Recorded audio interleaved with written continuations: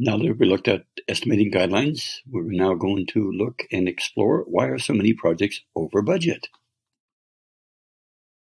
So if we have these techniques and we have these subject matter experts and we have historical information, our estimates should be pretty good. So then why, this is an interesting question, is why are so many projects over budget, both from time and from a cost standpoint? Well, that's a very interesting question. And back a few years ago, the Project Management Institute, which I'm a member of, conducted a survey. And what they did is they took 200 companies where their projects were over $1 million.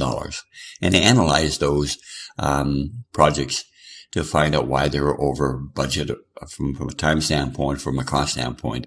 And 95% of them were over budget. So they hired an independent organization to go out there and extract and see if they could find out why these particular projects were over from a time standpoint or over from a cost standpoint. I'm going to present to you what their findings were in one moment. So really what happened when the independent organization did the study, they found out that there was an error made when they looked at the human productivity, when they looked at the resources when it comes to a human standpoint. The standard basis for estimate back at this particular time was for a week, and there was 40 hours. And what they did is just extracted some cost of that at $75 an hour, give you a total cost, and took you 5 days. So that was the baseline that most project managers use. Somebody worked a whole week, it was 40 hours, it would take 5 days, it would cost around $3,000. But what the actual independent review found out is there are some product loss. The fact that people move from their job to a project, there's a 15% loss. That means we have to add on 6 days, $75 an hour, and 0.75 of a day. Then they further found out that there's some rework loss. And this is a very interesting thing because I've looked at many, many projects over my lifespan, and I've never seen any line that ever allowed for a rework of the project. That means that everybody thought that everyone can do everything perfectly. So they estimated it to be 10%. And again, you can see the figures there. It's a half a day. And next thing they said is the overhead. And overhead is basically the things that an individual needs as part of an organization. Go to meetings, go to this, do that, right? Do safety, all the things you need as part of an organization. Even the social gatherings and the interaction that people have are part of that. And again, there was the same kind of cost from there. So what they actually determined with the new base estimate, instead of being 40 hours to complete 40 hours worth of work, it actually is 56. And the cost went from $3,000 to $4,200. And instead of it taking 5 days to do, it took 7 days. So as you can see, that's quite a big difference when it comes to human productivity. So we need to understand that humans are not absolutely 100% productive. Now, the numbers of the 15%, the 10%, and the 15% again, that may differ from your organization, but rest assured that all organizations have some sort of loss, they have some sort of rework that has to take place, and they have some sort of overhead. So start off with your baseline for wherever the person guesses how long it's going to take, and then add a percent on to get a truer picture of that productivity that individual can actually create.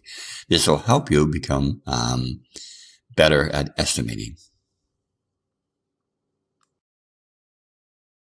Now, there is another factor that plays into why estimates are a little bit off, and it's called the time-cost-resource trade-off.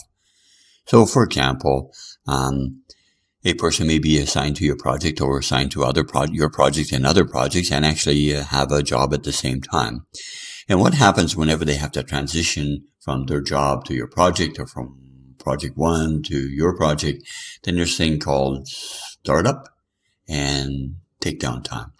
And basically this comes from a study done in the city of Los Angeles, where they looked at the clerks who had a job of doing some actual task on the computer and answering phones at the same time. So they studied this. Whenever the phone rang, the person would stop what they're doing, answer, do the inquiry on the phone, hang up the phone, and then go back to their task. And there was always a delay when they hung up the phone to get reoriented to where they actually were in the work that they were doing on the computer.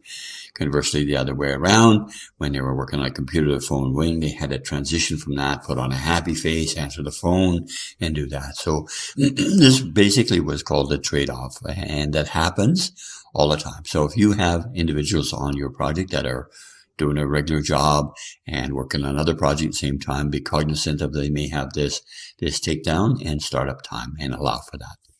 The second part of this is an old saying in project management. Whenever we need our schedules a little bit behind, what we do is we just add more resources to it and we get back on track. I'm going to show you that that's not necessarily true by this little image.